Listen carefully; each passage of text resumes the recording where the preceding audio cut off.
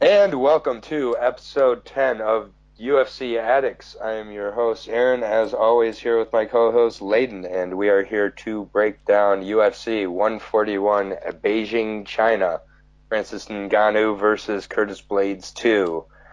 Before we jump into this card with some, unknowns and debuting fighters and some mainstays. We're gonna just go into the main event from last time and a little recap on the numbers. Here's my co-host Leyton. What up? What's up, guys? What's up? Before we jump into that post-fight main event, I'd like to bring some breaking news. Currently, I am leading in the overall scores after 6 weeks of trailing. Oh, After that card, I am officially 1 point ahead. Um, yeah. that probably changes this card, but yeah, I'm gonna mention that and I'm gonna enjoy it for the few hours I can. Yep, Um, we are in history. The first time I'm at a deficit. yes, Finally, all those main event losses, including, mind you, another another. incorrect main event Yeah. here.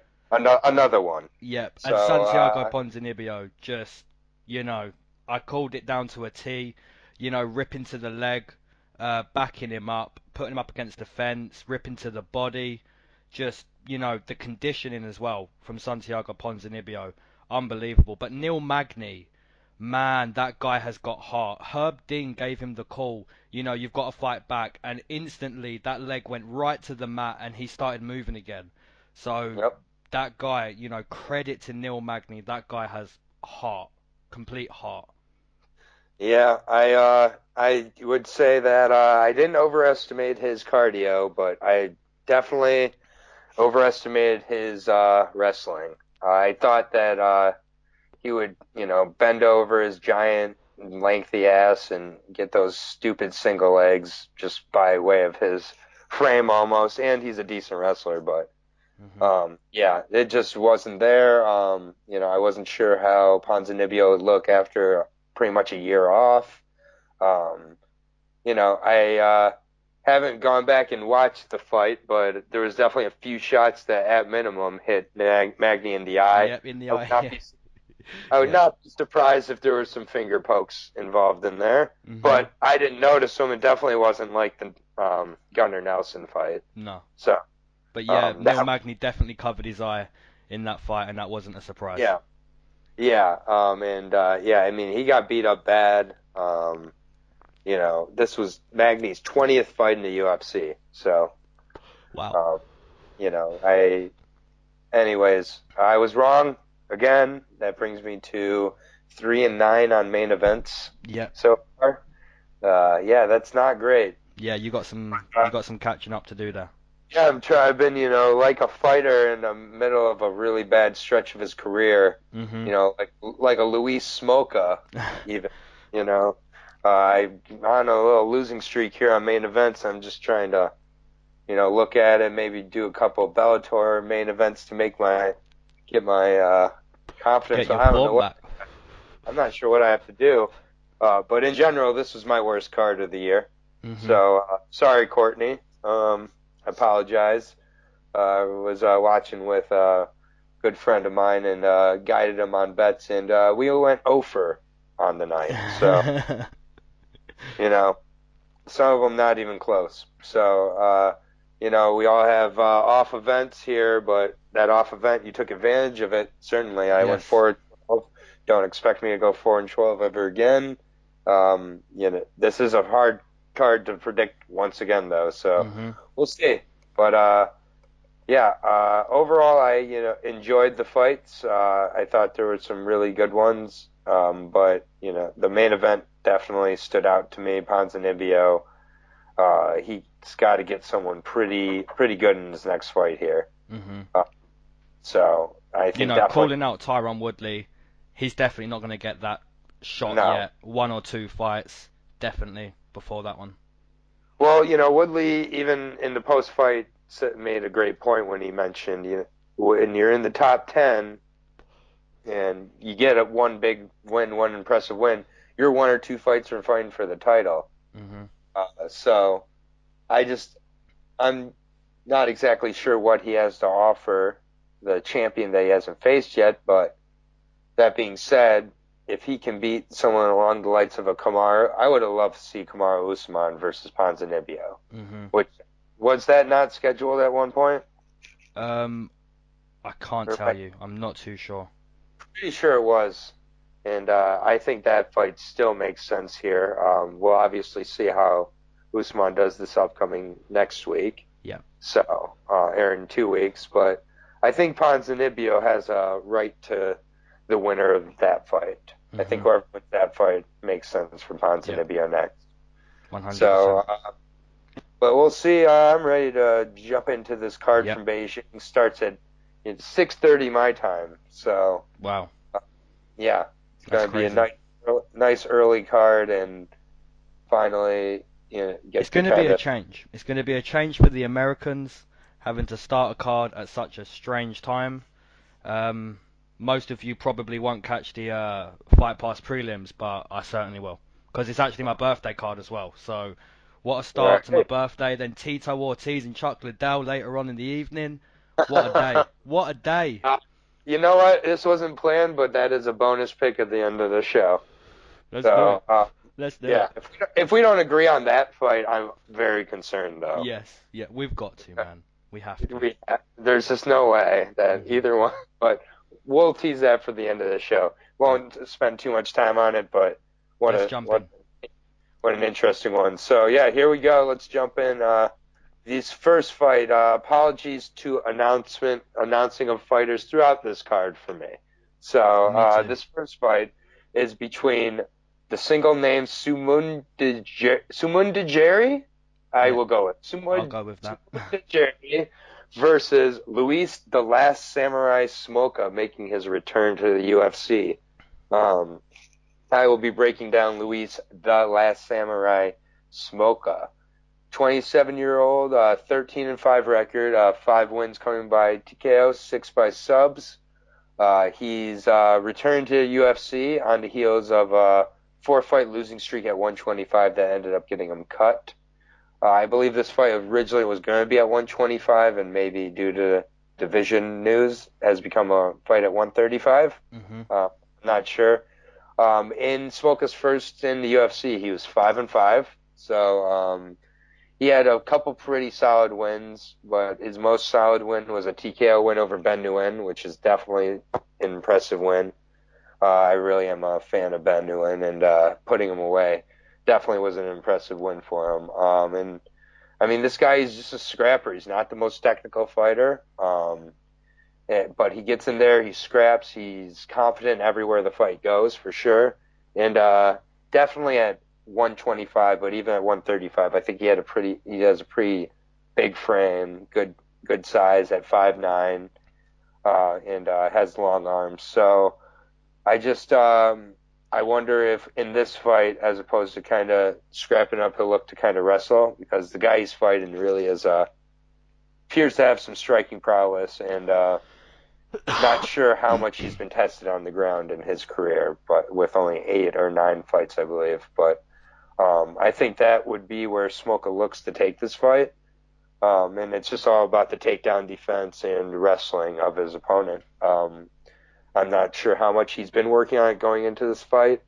I always think it's easier for the grappler to dictate grappling as opposed to the striker dictate striking, though. And so I'm going to take Smolka to get the decision here. I think he's going to be really focused, really hungry. He's really excited to be back in the UFC. I mean, Smolka never even changed his social media from Luis Smolka at UFC. So, even when he was out of the UFC, he just never changed it. I've watched a few interviews with him leading up this week, and just how he's just really, really grateful for the opportunity to be back. And that could always backfire on him and maybe cause him to put too much pressure. But I think he looks to really lean on his grappling, and I think he gets a late submission or decision win, but I will take Luis Smolka. Nice. Okay, so we have Sumudaerji. I'm not too sure if I'm saying that right. But yeah, comes into this fight making his octagon debut with a pro record of 11-3. He's only 22 years old. I haven't seen too much tape on him, but what I have seen is his takedown defense isn't the greatest. I have seen him taken down outside of the UFC before, so that's obviously not great coming into your octagon debut. I will say on the positive side, really flashy leg kicks. Definitely puts them out there, constantly throwing them out there. So, if he can catch Louis Smolka with a head kick, fair enough. But like you said, Louis Smolka is a bit of a scrapper. So I'm going to take Louis Smolka to win a dominant 15-minute decision. But like I said, if Sumudaerji can catch him with a high kick, then fair play. But yeah, we'll agree on this one. Louis Smolka by a decision. Sumudaerji. That's what I'm going to go with too. Yeah. I like that. I like that. We're probably saying Yeah. that completely wrong, but yeah. Yeah, I'll pay attention to it on the broadcast. It's one of the things that you really realize when you're kind of watching the fights and you just hear the names or read the names, you're like, oh, there's not any names I'm going to screw up. And then you start breaking down cards and you have to say every name. Yeah. You just realize how many names you just don't know how to really pronounce or like say. And then you hear like you hear Anik or Goodman or any of these play-by-play guys, and as annoying as they are, they really are good at getting these names down. Yeah. So it's been definitely one aspect of this that I've definitely it's challenging, man. It's learned to appreciate as I've gone. Mm-hmm. Yeah, but with Louis Smolka, he's never been finished in his 5 losses. He has 1 submission by guillotine and then 4 decision losses. So he's definitely a tough guy. Again, if some Jari or some whatever his name, if he's able to put away Smolka, that's a pretty impressive debut. Even though Smolka was cut, his 4 losses all came to really good guys. They came to Brandon Moreno, Ray Borg, Tim Elliott, and Matthias Nicolau. So all really, really good guys at 125. Kind of exemplifies how 125 is not just Demetrius Johnson and some guys. I mean, Ben Newman. There's plenty of really good guys at this weight still, if they do choose to keep it around. But we are going to agree on this first one. So I was tempted to go with the newcomer, and if I'm proven wrong and he really comes out and shows out, that's great. But I think it's appropriate that he has to prove that he can wrestle a little bit, because I did see several times he was taken down by guys who looked like much smaller, lesser wrestlers. So yeah, that's completely what I'm thinking. I'm picturing a 15-minute dominant wrestling performance from Louis Smolka. If the young kid can catch him, then fair play. I'll take note. Moving on, but yeah. So this would definitely be Smolka's least impressive loss in his 5 losses in the UFC too. So yeah, 100%. We'll see. But yeah, we agree. So you want to lead us into matchup number 2? Okay, so we have Pingyuan Lee, which nearly says penguin, which is funny, versus Martin Day. I'll be breaking down Pingyuan Lee. I was actually at his debut in Germany not too long ago, where he looked fairly decent over the course of 15 minutes. Taken down a few times, but still got that decision win. And I believe it was like a 29-28 unanimous. So, really half-decent performance there. I don't know much about Martin Day. So, I don't feel this is a step up in competition from his debut. But yeah, like I said, the only thing I really noticed in Pingyuan Lee, which wasn't too good, was, he was being taken down. Struggled a bit to get back to his feet as well, but his stand-up looked really nice. So, yeah, I'll keep it short and simple for this one. I'm going to take Pingyuan Lee to win another decision. I don't know much about Martin Day, but yeah, I'll take Pingyuan via decision. So Pingyuan to keep it on the feet and win a decision, you're thinking? Basically, yeah. Okay. He got taken down, and that's the only thing I can really say that was negative from his debut. So if he can improve on that, fair play. All right. Well, a little bit about Martin the Spartan Day. He's 8-2. He's got 3 TKOs and 2 subs in his 8 wins. This is his UFC debut. And although I don't recognize any names on his record, he definitely seems to have well-rounded skills. I've been able to watch a few of his fights actually on YouTube. Throws a lot of spinning techniques on the feet. One of his losses actually, very Weidman-esque, made an error of throwing a spinning hook kick and got taken off balance, taken down, and then being down into a TKO. It was kind of an early stoppage by Overeem actually on him, but overall, it seems that the takedown isn't kind of a weakness of Martin Day as well.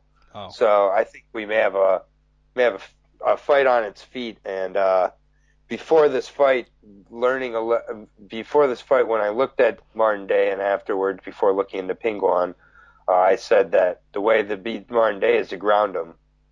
It may be whichever one of these fighters looks to get a wrestling game, to be honest, because both seem to struggle with the takedown, but neither seem to want to go for the takedown. It may just turn into a stand-up battle here.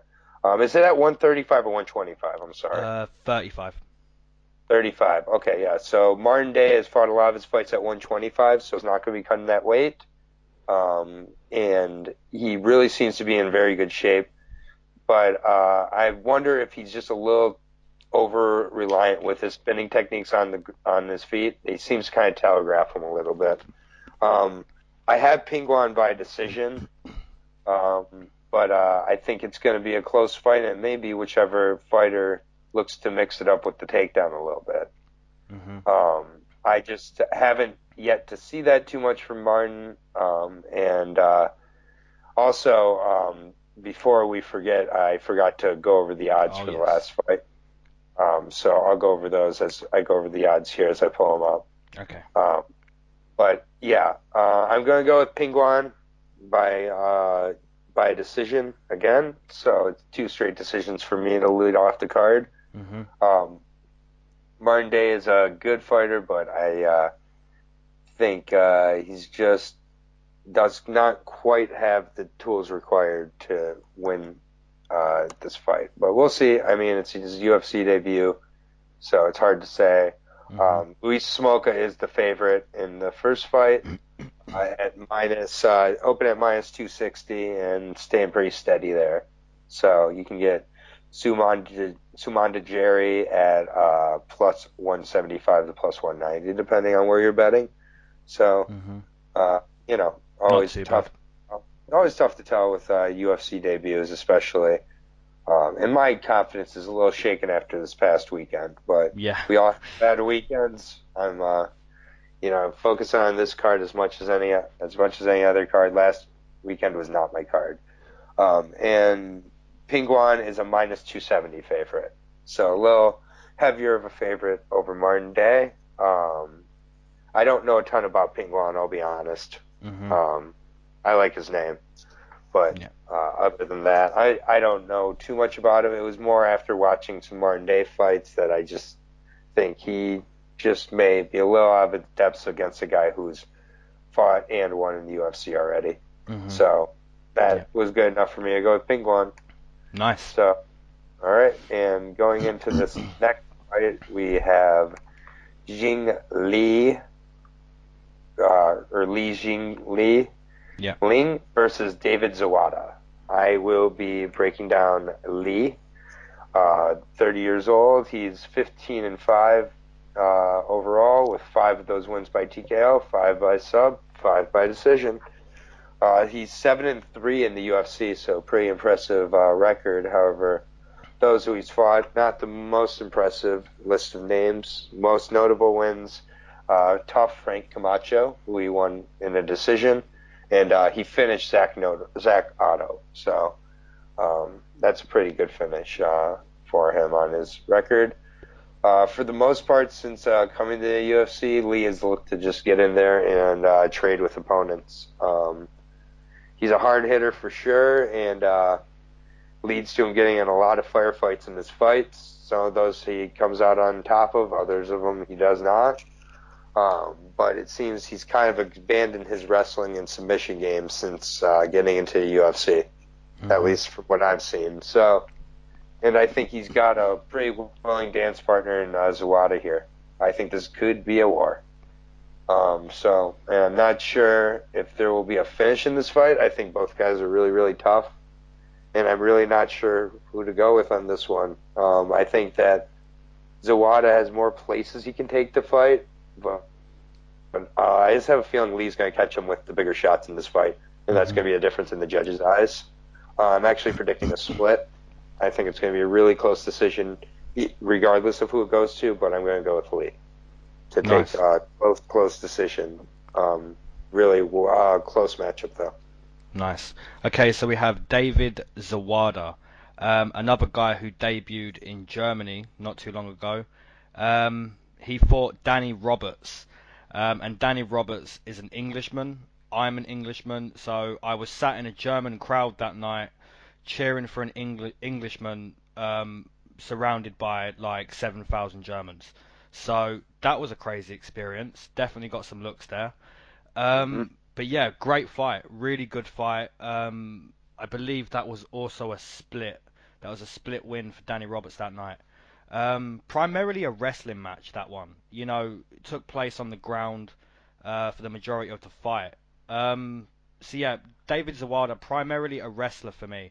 I did go back and watch more tape on him. His first loss back in 2013 was in a kickboxing contest where he actually got knocked down and verbally quit. So that was surprising to me. I That's watched, very surprising. yeah, I watched more tape, and it appears to me he's a wrestler. He's definitely a wrestler. So for me, this is striker versus wrestler. You know, striker versus grappler. Um, I feel if it goes into the second round, third round, um, I do feel David Zawada will take over. But, you know, I'm going to stick with the striker on this one. I just feel Jingling Li has, you know, an easier time coming into this matchup. You know, he has to prepare for the takedown. If he can stop that, in my opinion, you know, he can probably find the TKO. But yeah, this is a really, really, really close fight. I've been going back and forth, to be honest. Yeah, Um, that's about. yeah, it really can be a split. But I'm gonna go with Jingling Li. I'm gonna take him to get the TKO. I'm gonna take that in round number two. So yeah, I'm gonna take him to stop the takedown and find the TKO in round number two. Nice. Yeah, so this one opened at minus 225 for Jingling Li. He's down to minus 150, so money's shifted slightly towards Zawada, but he's still a slight underdog at plus 120. Yeah, Think it's definitely I think that is the proper odds there. I yeah. think that Lee has pretty good takedown defense for the Mhm. most part in his career. I would like to, at some point, see him look to mix up his takedowns a little more. He did have 5 submissions prior to coming to the UFC. He has no submissions since joining the UFC.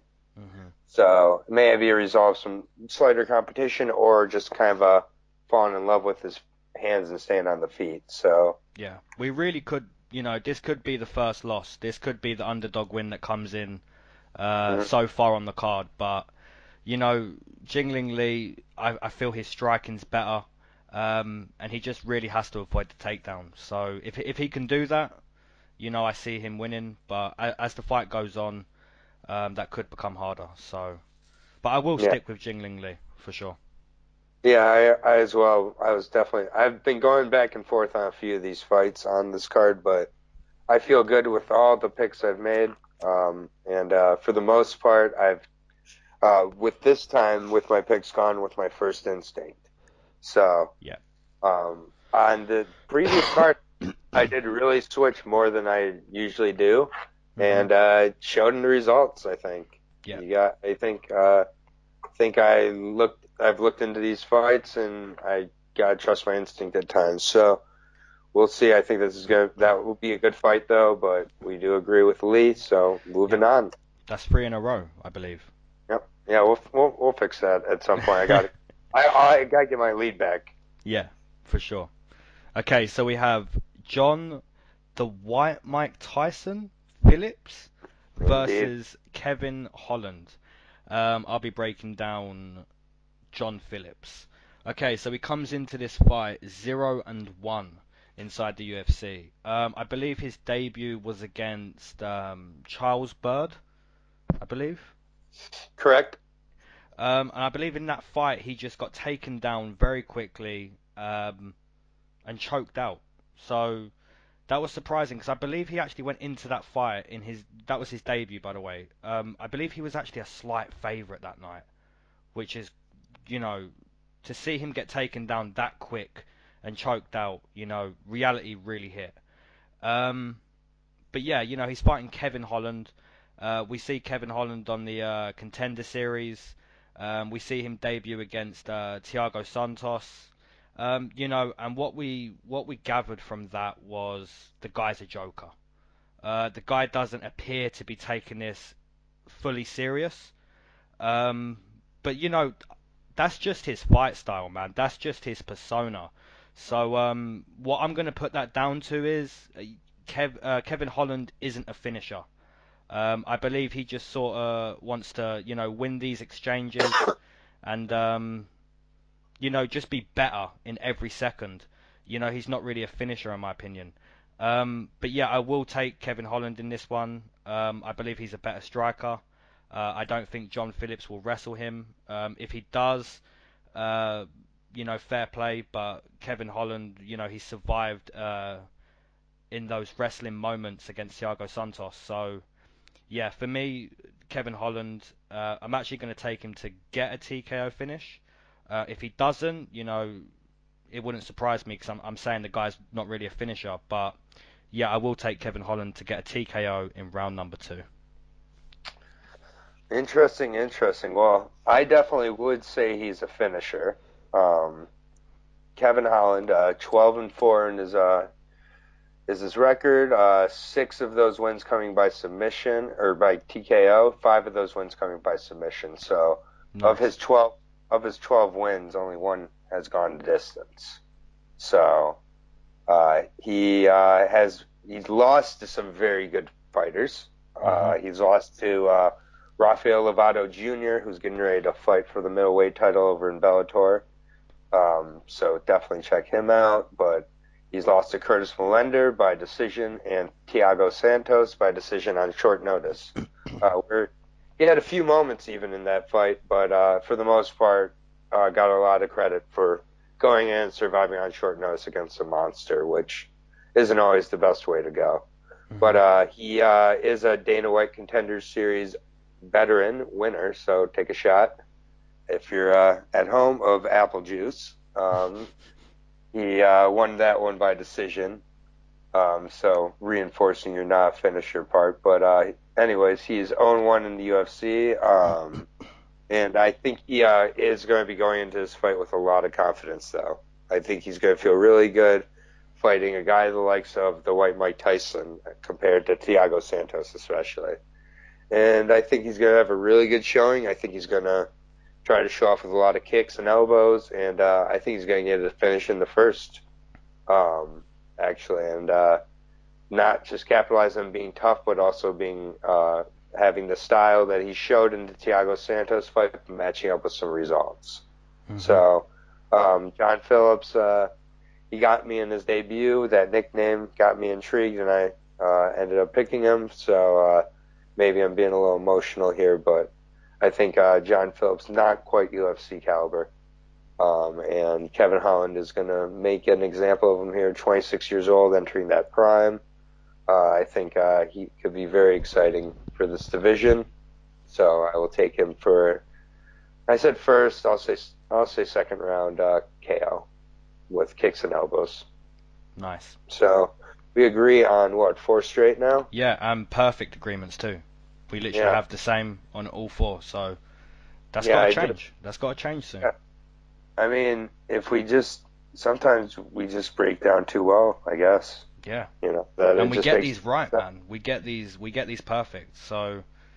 Yeah, that is true. That is very true. I don't have a lot of these 4 and 12 cards. So, I feel, again, Kevin Holland is the biggest favorite, at least so far, maybe the biggest favorite on the card, actually. He's minus 450. So Wow. I don't know about that number, Hmm. but I agree he's the favorite. So, but getting John Phillips at plus 320, I'm gonna throw a little bit of money on that. I wouldn't be mad at you. I mean, Yeah. he could very well, I mean, beat an unproven guy in Kevin Holland. I'm not loving when unproven guys get minus 4, minus 500 into that range. It always makes it a little tough, but yeah, it's one of the biggest favorites on the card is Kevin Holland. So, interesting, interesting. You want to lead us into the next fight, though? Yes, yes. Okay, so we have Kenan Song versus Alex Moreno. I'll be breaking down Song. Comes into this fight 2-0 inside the UFC. Wins over Bobby Nash, which was over in 15 seconds of the first round. And I believe they spent at least 5 or 6 seconds actually not fighting because someone took a groin shot. So that fight would have been over in about 6 or 7 seconds. So, you know, that's unbelievable. Yeah. Um, and he also has a win over Hector Aldana, which we saw literally like 3 days ago. And we see how tough that guy is. And Kenan Song TKO'd him. Um, Yep. yeah, so this fight for me, this is another striker versus grappler in my opinion. We haven't seen Kenan Song use his grappling. We haven't seen him on his back. We haven't seen his takedown defense. But you know, Hector Aldana is a really scrappy guy. He grinds on you. You know, we saw that literally 3 days ago. And Kenan Song TKO'd him. So, you know, for me, Alex Moreno, I believe he's going to come out, you know, wrestle, grapple, shoot for the takedowns. So, you know, it's really who you think's going to execute their plan better. And for me, you know, from what I've seen in the UFC from Kenan Song, is when he hits guys, he's got something on the end of that glove that hurts them. So yeah, for me, you know, I usually side with the grappler, but not yet, not yet. I'm gonna take Kenan Song in this one. Um, I'm gonna take him to get a TKO finish in round number 2. Okay. All right. I'll be breaking down Alex the Great White Morono. He should really change that nickname. It's not a great nickname for a white person. 14-5 record, 4 TKOs, 6 subs. His record in the UFC, 3-2-1. So he's got one no contest in there, 3 wins, 2 losses. He's a pretty solid welterweight. Doesn't look particularly imposing. He's he's more of a grappler than a stand-up fighter. He's not particularly he doesn't particularly blow you away in any area, but he's a tough guy. He had a lot of trouble in the Jordan Main fight, especially with the size of him and varied strikes. So I haven't seen a lot of varied strikes from Kenan. I've seen mostly punches, but anyways, the sub that Murano got on Berkman was pretty much given away to him at that point when he fought Josh Berkman. Josh Berkman pretty much was done before he even started fighting in that one, so I don't put a ton of stock into it, but I think Song's going to give Murano a lot of trouble in this fight, and I usually go with the grappler over the striker as well, but not in this fight. I'm Hmm. going also with Kenan Song. I agree pretty much completely with your breakdown of how you expect the fight to go. He does have that special thing in his punches where they just kind of seem to have that extra bit of snap to him that Hmm. make the difference. So I agree. I actually think it's going to be in the third round. I think Murano is just really tough. I think he'll get nearly finished in the second, and then Song will put him away in the third. Um, Nice. I think the Great White is going to be bloodied up too. So I think Song's going to hurt him, and it it's all about the takedown defense. Obviously, if he Hmm. struggles there, I think Murano could really get the submission possibly. So I think he'll definitely have an urgency to want to avoid the takedowns and keep this on the feet. I wouldn't be surprised to see if Song tries to wrestle him a little bit even. So we'll see. But going to the odds here, we have a much closer fight. The favorite is currently Song at -120. You can get Morono for +100. So I think by weigh-ins that will be essentially a pick'em, which I would agree with. Yeah. I think it is. I think it is essentially a pick'em. If Morono becomes much of an underdog, I think it's definitely a worthy bet. But at a pick'em, I think it's a fair price as well. I think this could be a very good fight. It's definitely a striker versus grappler, but I think Song is the much better striker than Morono is the grappler. Yeah. So we agree, unfortunately, once again, but if the breakdown makes sense, it makes sense. So moving on to the next fight, we have, I just want to make sure I have this name correct, Yana Wu Yunan. Wu Yanan. Yeah, Wu Yanan. Yeah, obviously, Wu Yanan versus Lauren Miller. I will be breaking down Mueller. I think it's whatever. Anyways, names are hard, guys. So I'm doing my best, but not doing a great job at points. I apologize. A little bit about Wu Yanan, who I will be breaking down. That was really good right there. I'll try to say it that way. 9-2 record with 6 TKOs. She's 0-1 in the UFC with a loss to Gina Mazzani. I don't know if you're familiar with her. I'm not. You are? Yeah. Okay. Well, I don't know who she is. I kind of remember that fight, but she appears. I'm down talking about Wu Yanan. She appears to just kind of rush in and try to bang, and doesn't seem to have a whole lot of game plan in there, or skill for that matter, from what I've seen. I think she's being put in this fight to be a complete showcase fight for Mueller. Mueller, although she doesn't have a knockout in her career, I don't believe, or maybe she has one, I see this as a first or second round knockout for her. I don't have much to say about Miss Wu.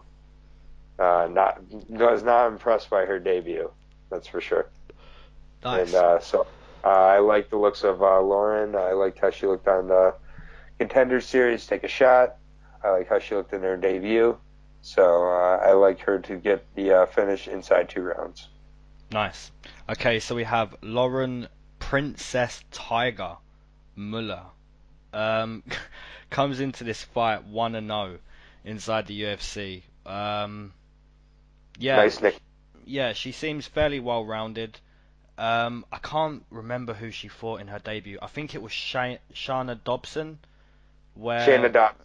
Yep. Yeah. She looked, over 15 minutes, she looked really good against Dobson. Conditioning seems fairly good. Stand-up seems fairly good. Her work in the clinch up against the fence, that seems fairly good. Just well-rounded. Only 5-0 in her pro career, or 6-0. She does have one finish, so one finish out of 5 or 6 fights. Not the greatest, but yeah, she seems scrappy, man. She seems like a well-rounded scrapper, if that makes sense. So it does. Yeah, I agree with you. I believe this is a showcase fight, for the UFC to, see, is this Lauren Gale a finisher? Can we see a bit more? But yeah, I have got another decision for Lauren Mueller, but yeah, a dominant one. So yeah, I'll take Lauren Mueller via decision. Yeah, so I think if you predict her for a decision, you'll probably get pretty good odds, pretty extra juice there. So I think one way or the other, I do see her finishing Miss Wu here, though. Wu just puts herself in a lot of dangerous positions. Either she's going to get the finish or she's going to get finished. So maybe she gets lucky and catches her with a few of those stray hooks.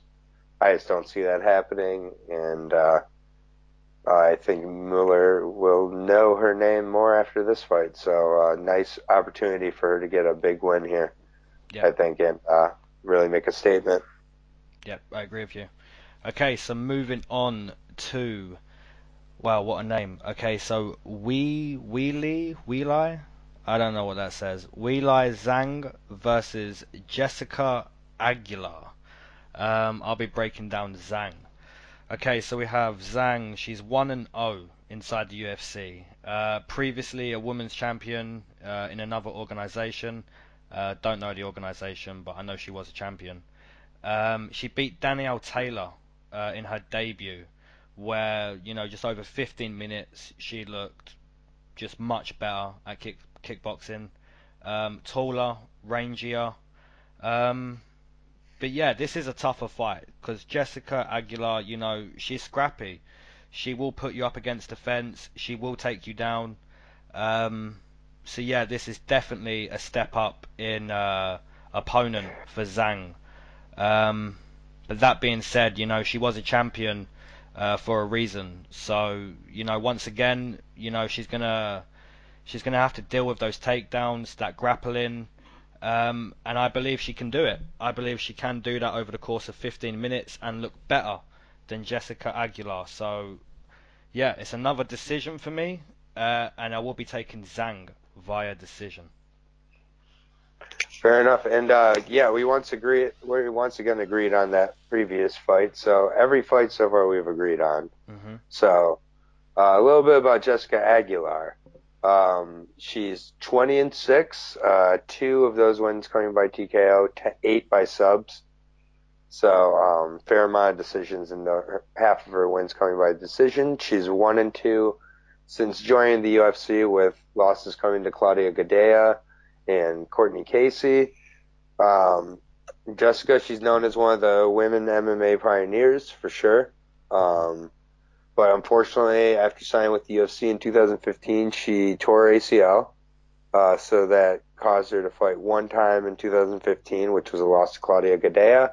No shame in that. She fought 0 times in 2016, once in 2017, and she's only been able to fight once so far in 2018. And she got a decision win over Jodie Escobar. She's looking to wrestle, and when she's not wrestling, she's looking to wrestle. That's Jessica's game. So she'll throw a few strikes, but they are purely to set up her takedown. So I do think this is a very, very close fight, though. She's really good at what she does. At one point, Jessica also was champion, although it was over in World Series of Fighting, but she was a champion as well, and she was champion for a long time over there. And she used to kind of be referred to as the female GSP. So that was before her injury, and no, she didn't fight like GSP, but that's what kind of respect she was getting in the women's MMA scene at one point, as silly as that seems. So she's no joke. She's definitely good, but so is Zhang.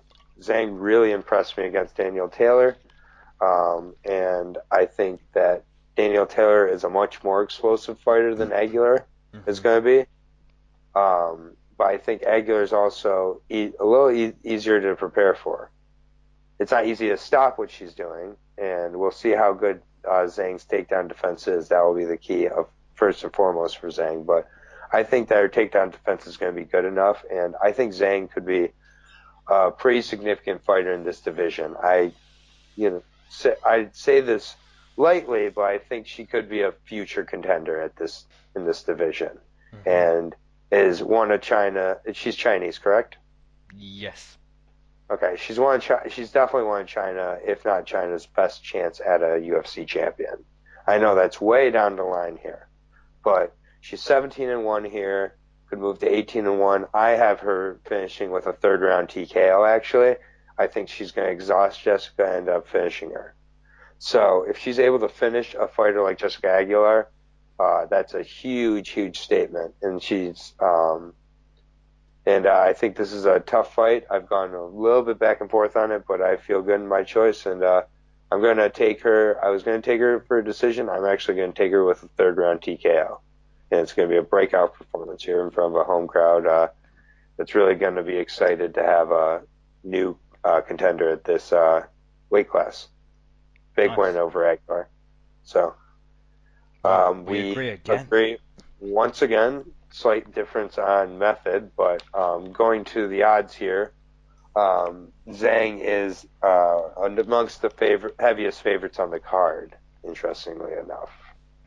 So she's minus 450. And I don't love that.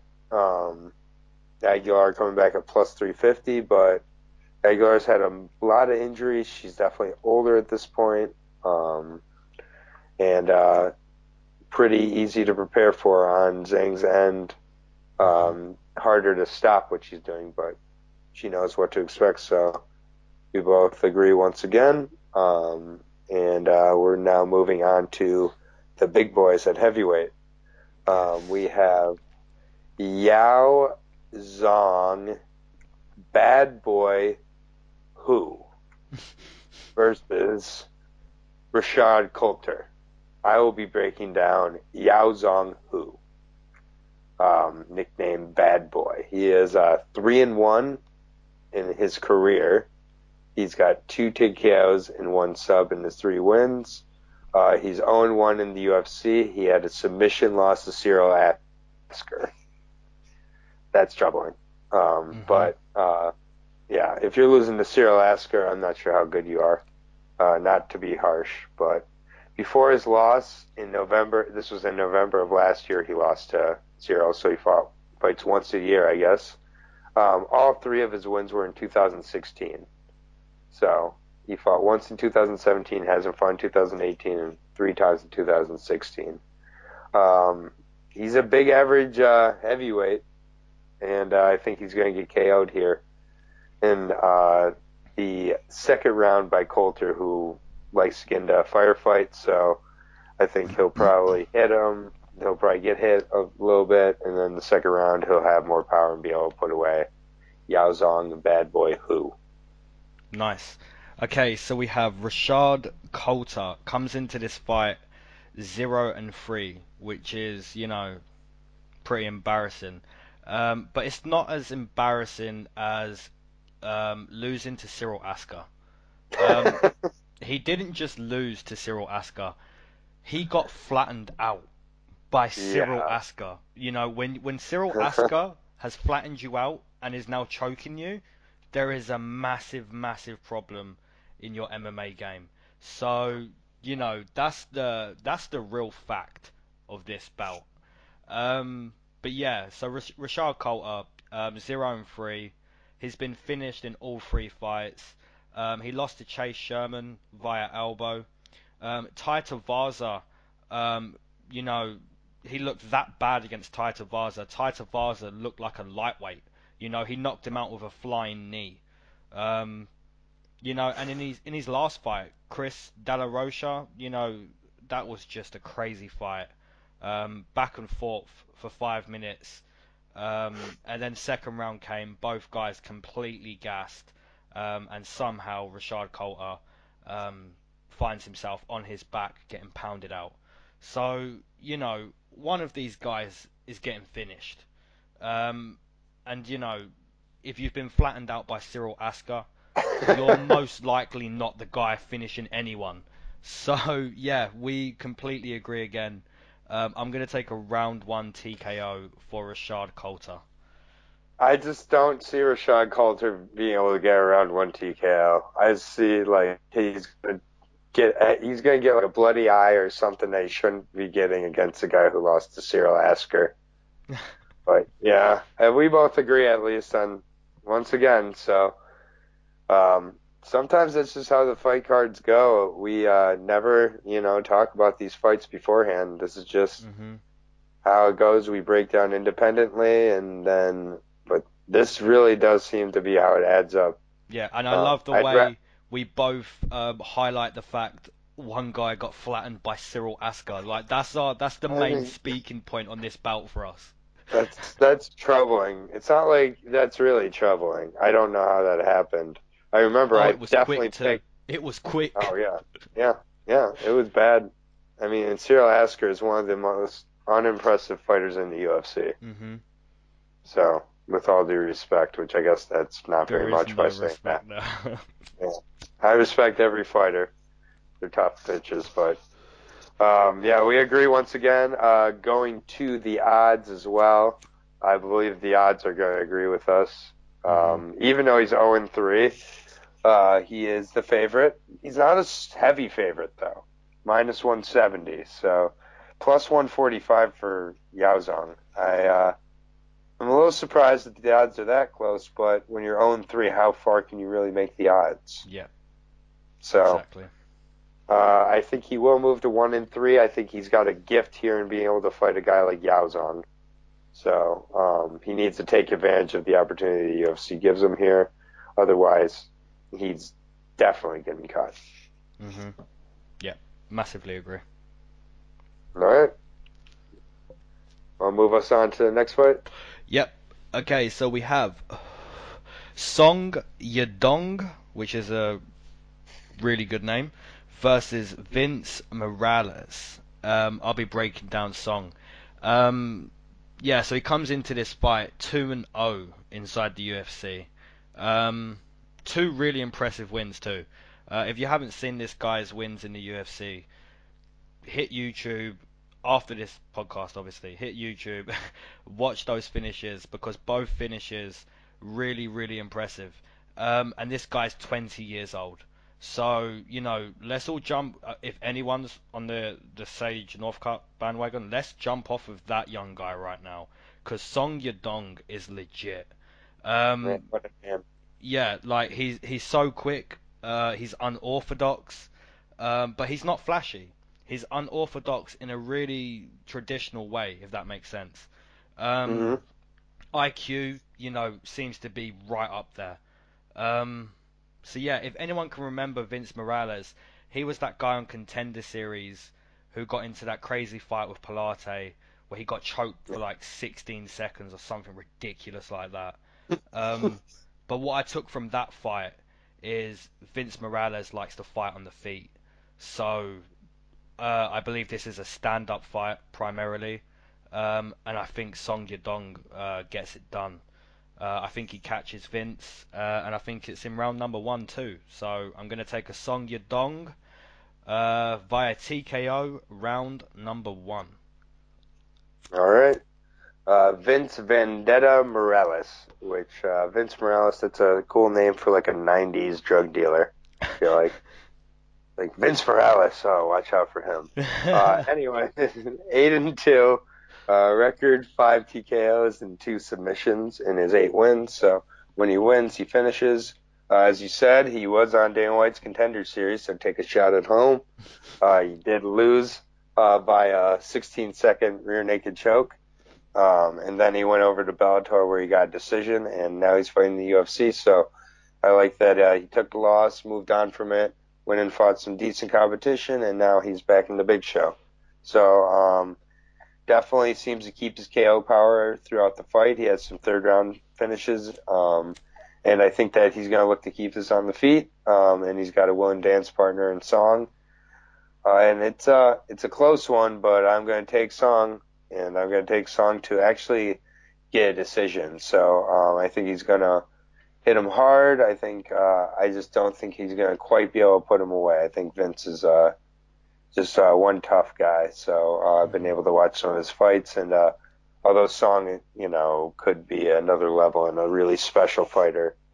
So only 20 years old, he just is getting better as well. So What a stud. we'll we'll see, but I think there's no shame in the decision here. He's really going to be able to show his game and show that he doesn't have to just go in there and get the dominant finish. He can stretch out a impressive performance over 15 minutes, but we have a potential stud, I agree, on our hands here. So I agree with you and with Song Yadong, and he is a pretty heavy favorite, minus 350. So Vince Morales coming back at plus 250.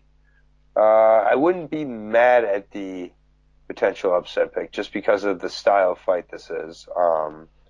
If Vince gets the better on the feet on a couple rounds, that's all it takes to win a decision. I know it sounds kind of dumb to say, but Hmm. when it's on the feet, you're not making him maybe think about the takedown too much, and Vince definitely has looked good in some of these fights, so we'll see. I mean, 20 years old, he's not experienced in anything in life, including in competition, so we'll see. But I think that he's a pretty special fighter. I think he is going to pull out the win here by decision. Yep, massively agree. Okay, so moving on to Yan versus Yuri Kondo. Do you want to break down Kondo first? Yep, yeah, I will be breaking down Miss Kondo. She is 6-1 with 5 decisions in her 6 wins. She's 1-1 in the UFC. She lost in 33 seconds to Polyana and eked out a split decision. So not a whole lot I can really say about Kondo, if I'm being honest. She stays active, fighting 2 to 3 times a year since 2016, so that's good. She definitely got caught against Polyana, which no shame in that. I think Polyana's a really good striker, so we'll see how she does in this fight. It's kind of a coin flip. I just don't know a whole lot about Yan, so I will take Yan, and I'll take her to get the finish in the second by strikes, I guess, but I don't really know. It's just more me knowing that Kondo may be kind of susceptible to strikes, and Yan I know or I believe is a karate fighter, so she has some kicks and some strikes in there, so I'll take her by second round, but I'll be honest, I'm guessing on this one. Nice. Okay, so we have Yan. Earlier on, you said China's closest champion for the future. I can't remember who you said that was. Weili Zhang. Yeah, okay, that girl. Zhang. I would agree with you, but Yan exists. I honestly believe this girl is China's closest champion. Yeah, okay, so she comes into this Tell me fight about it. 2-0 inside the UFC. Wins over Kaylin Curran and Vivian Pereira. I actually took Vivian Pereira that night, and she was a decent favourite, Vivian Pereira. And Yan absolutely schooled her for 15 minutes. I believe Yan was a hefty underdog as well. Really, really made a statement that night. Most of her wins are decision, but like you said, yeah, she really does have good karate. Her kickboxing's very nice. Combinations, beautiful. She doesn't even overload on any combinations from what I saw in that 15-minute fight against Vivian Pereira. One thing I will say is she schooled Vivian Pereira that much that night that Vivian Pereira has been cut from the UFC. Vivian Pereira lost to Tatiana Suarez and Yan, and she got straight cut. So, she got really schooled that night. Yeah, I believe Yan will be a hefty favourite, a big favourite in this fight. Really making the statement in her last fight. So yeah, I just believe, Yan's going to be the same as what we saw against Vivian Pereira. 15 minutes, just outpointing Yuri Kondo. So I'll take her via another decision. Nice, nice. So this is just kind of a PSA, but get your bets in early sometimes because Yan started at minus 208. They opened at minus 208 as a favorite. She is now a minus 450 favorite. So Wow. clearly the betting line is agreeing with your assessment of her. And Mhm. I'll plead a little ignorance here. I did not know that much about Yan Zhaozan or Zhaonan, Mhm. whatever, however you say. I'll learn how to say your name, Miss Yan. Yeah, Uh, really watch out for her this I'm Saturday looking for. because Well, I'm looking forward to seeing that. This appears to be a showcase then, because Mhm. Yuri had a very unimpressive split decision win to get her one win and got pretty wrecked by Polyana. So I'm looking forward to seeing Jan and learning Yeah.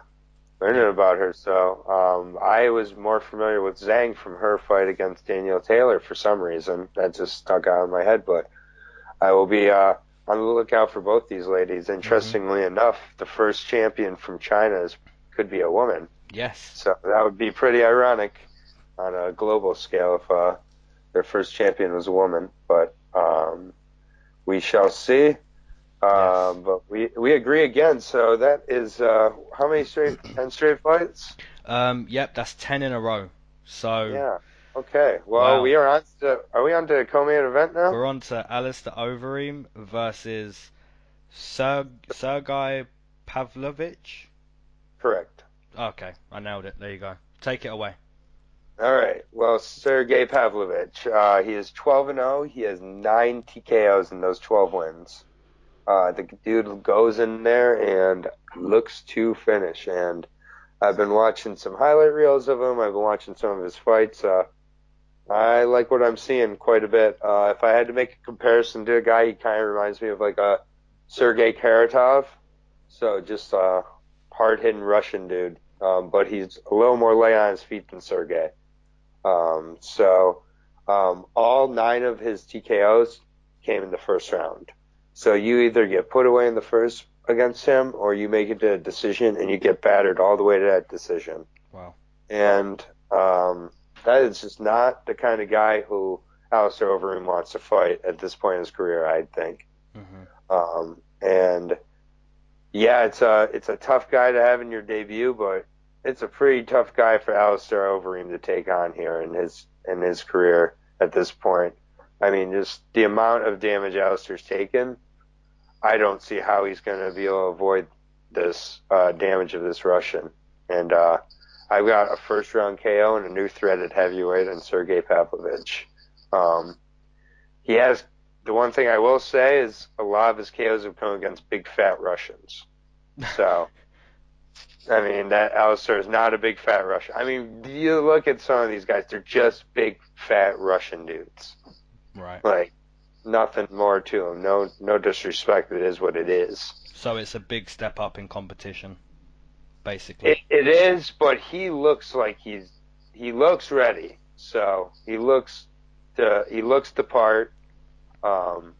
Frankly, I'd love if he does win this fight. I'd love to see him, regardless of the result. Regardless of the result, I'd love to see him. We'll see. Actually, I'll just save my praise here, but I am gonna put a decent amount of trust in him, and I don't know any of the fighters he's beat. I'll be honest here. I don't. They've all been Russians, so. But he really looks to hit hard, and yeah, I'm gonna take him to defeat Alistair. Part of this having to just do with the amount of damage Alistair's taken at this point in his career. From Blaydes, from Ngannou, from so many fighters. So we're going to take Pavlovich to move to 13-0 and get a first round KO. Nice. Okay, so we have Alistair Overeem. Comes into this fight 8-6 inside the UFC. He's been a champion before the UFC, but never got that strap inside the UFC. This appears to still be his last run at the strap. Yeah, what can you really say about Alistair Overeem? He's beat guys like Brock Lesnar, Frank Mir, Struve, Roy Nelson, JDS, Arlovsky, Mark Hunt, Verdum, and that's all his 8 wins inside the UFC. So the fact that I can just go through all 8 and all of them are pretty much impressive. Even his losses. To some really good guys.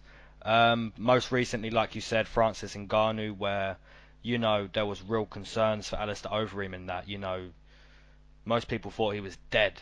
That was horrible. And Curtis Blaydes, the same thing, taken down, and, I think Joe Rogan said it looks like that guy's just been opened up like a can of tuna, and it really did. He really got opened up by those elbows, really nasty. Alistair Overeem, obviously, like you said, taken a lot of damage.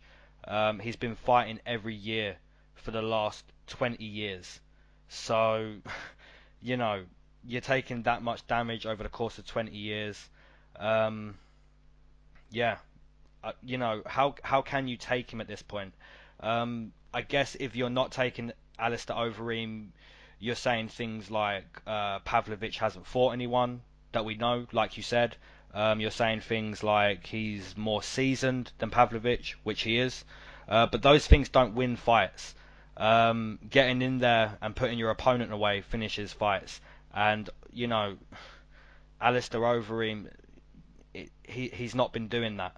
You know, even against Verdum over the course of 15 minutes, I believe that was a split. I actually had Verdum that night. So, you know, I can't really remember the last time I took Alistair Overeem. I believe the last time I took him was against like Mark Hunt, where he actually got the finish, but I don't take Mark Hunt in any fight. Um, but That's yeah, good. yeah, I'm with you 100%. I have Pavlovich round one TKO. Wow. You know, if we see Overeem trying to wrestle like he did against Francis Ngannou, then it will surprise me if that works because we've seen how bad of a wrestler Francis Ngannou is. So, you know, how much worse can you be? So I'm assuming Pavlovich has some sort of decent wrestling. But yeah, I agree with you 100%. I'll take a round one TKO for Pavlovich. All right, this is we may have a complete agreement card here then. So I Wow. have screaming conspiracy now that you just want to maintain your lead for 1 week. So you're just gonna agree with me. Good strategy. Good These strategy. China cards, man, they're weird. If this happens and we Yeah. agree on this full card, that's gonna be, you know, that's never gonna happen ever again. I can call that. I Yeah, I wouldn't think so. So Pavlovich opened as the underdog at plus 120. He's now the favorite at minus 135. So seems the money line's Okay. shifting back and forth, but it shifted to Sergey. So Mhm. overall, again, picking a favorite. I believe I've picked all favorites on this card. Well, Yes, we both have. Yep. pretty much. Sometimes that's just how it goes. I always make my pick before even looking at the odds. I know you do, since you don't even look at the Yeah. odds till I tell you them. Yeah. Um, I think that's kind of the best way to originally do it. Sometimes you really get swayed by the odds Mhm. without realizing it. So odds will always be there for a reference. But Yeah. And moving on if to you the, use that tactic, you may pick Henry Cejudo versus Demetrius Johnson. Just saying. I'm just saying. I mean, but I think the way that you're going to pick Henry Cejudo versus Demetrius Johnson is you're going to do that by looking at the odds because I'm sure I they're pretty was massive for that fight. massively surprised how big of an underdog Henry Cejudo was. I was. I was It shocked. makes complete sense.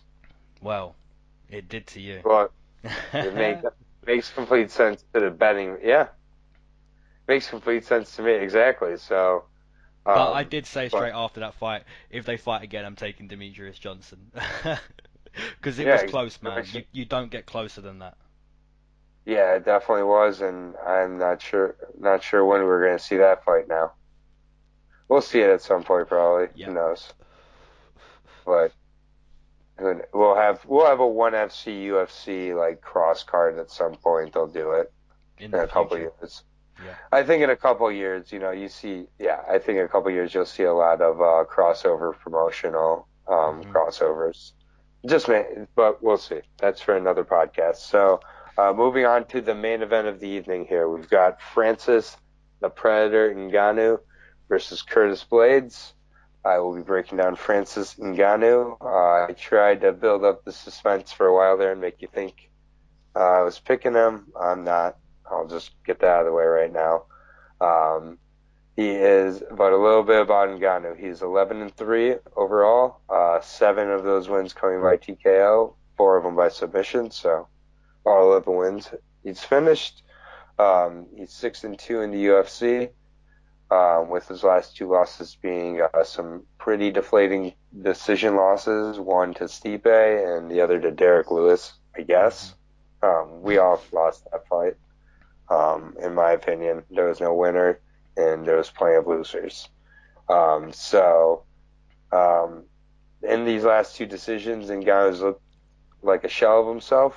He's thrown like 10 total punches in those 2 fights combined. Like, I don't know what's happened to him. I don't know if it's psychological. I don't know if it's physical.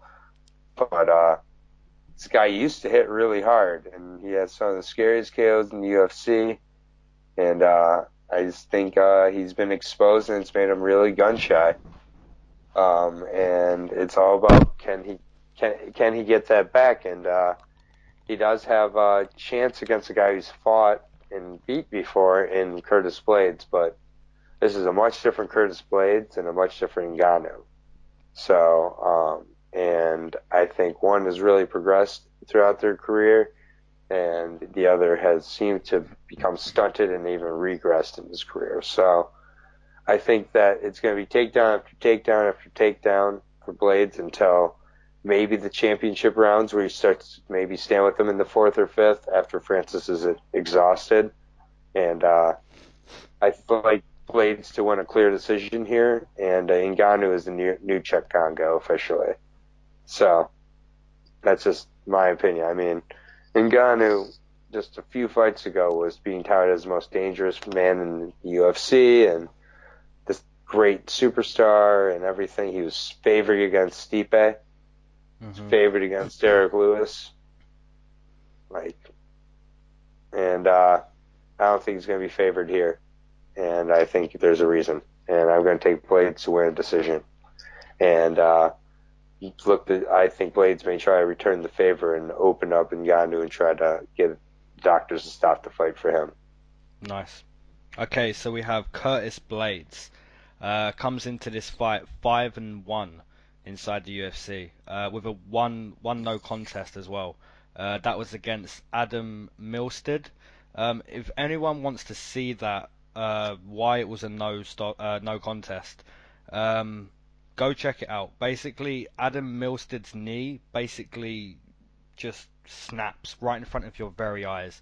Don't even go watch it actually, because it's horrible.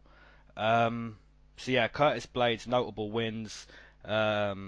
Alexei Oleinik, Mark Hunt, and Alistair Overeem. So, not too bad, pretty good. His loss came in his debut, which was against Francis Ngannou. Curtis Blaydes, he took down Francis Ngannou maybe 2 or 3 times. Francis Ngannou got that doctor stoppage with the eye. Curtis Blaydes' eye was, he couldn't open it basically. It's a rematch, and where do we go from here? So Francis Ngannou, for Francis to win, I feel like, you pretty much nailed it. He's gun shy, and he needs to not be gun shy. One thing I did notice from his that fight back in the day with Curtis Blaydes in 2016, Francis Ngannou looked smaller.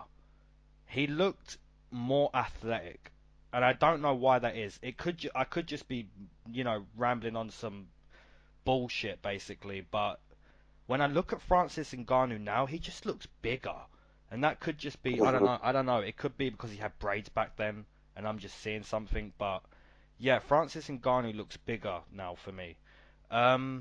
He needs to not be gun shy. He needs to, not be afraid of the takedown. I feel Francis Ngannou is, his mental game's obviously gone. His soul is gone, and he needs both of them back. So, from this point, how can you really take a guy who, he's lost his soul, he's lost his mental game? We need him to kind of prove to us that's back before we can start taking him against guys like Curtis Blaydes. He has a win over him, but for me, Curtis Blaydes has just looked better and better and better and better. His wrestling is it's getting better and better and better. What he does with the takedown is getting better and better and better. For me, Curtis Blaydes, make it out of the first round. That's if Francis Ngannou is not gun shy. Survive those first 5 minutes.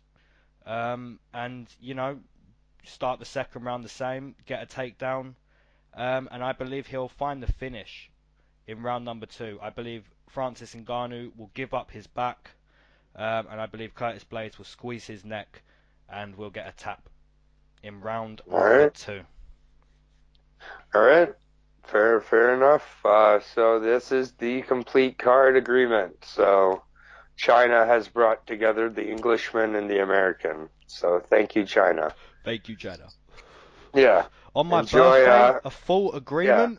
Yeah, wow, birthday. That's your present to me, man. Look at that. I'm gonna allow you to maintain the lead here, and I'm gonna, you can blame me if Curtis Blaydes loses. Just blame me because I picked Yeah. him for a main No, event, no, and I. no, bro, you got it this week. You, you got it. I'll take it whenever I can get it at this point. I'll be Mhm. honest. So I don't think there's any need to go back through the card here. We agree on all the Mhm. fights. We'll bold our pick in the description so that you can just see that when you look at it. Um, for fight of the night, I'm gonna go with Song Yadong and Vince Morales. Nice. Um, the performer of the night, Sergey Pavlovich.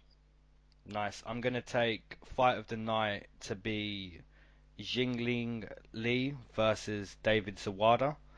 Nice Um, choice. and yeah, performance of the night. I don't know, man. I think I'm gonna give that to Pavlovich. I'm gonna Okay. see a tasty KO there. But you know, like I say, if Alistair Overeem can prove me wrong, you know, I'll be happy to see him get back on the win train. Um, Yeah. but you know, we don't like to see. You know, we've watched Alistair Overeem for a long time. We don't want to keep seeing him get knocked out. You know, so if we see it again, he's He's he's got to stop. he's got to retire, man. He's got to retire. I agree. I agree. At that point, it would be what 15 KOs in his career or something between kickboxing and Yeah. either way. It's just it'll. I think Pavlovich, if he KOs him, it'll be hard too. It's not going to be one of these follow up with 7, 8 Mhm. punches. I think it Yeah. will be a couple punches and done. So interesting card here. I'm more than happy to get up early on Saturday morning to watch this. So happy Thanksgiving to those in the States who are listening to this before Thursday. Otherwise, enjoy the fights on Saturday. And we will be back next week with count 'em, two cards, one on Friday, one on Saturday. So we'll do two separate videos for those, Mhm. uh, where we break down the Ultimate Fighter finale on Friday, followed by the following fight night on Saturday. So we will have all 20 or so of those fights to break down next week. We're not missing a card here. We appreciate all the comments, all the likes, all the listens. And until next week, I am out. Yep. We appreciate you guys, and like Aaron said, smash that like button, leave your comments. You know, tell us who you disagree with. And yeah, peace, guys. Enjoy the card. All right, buddy. Peace.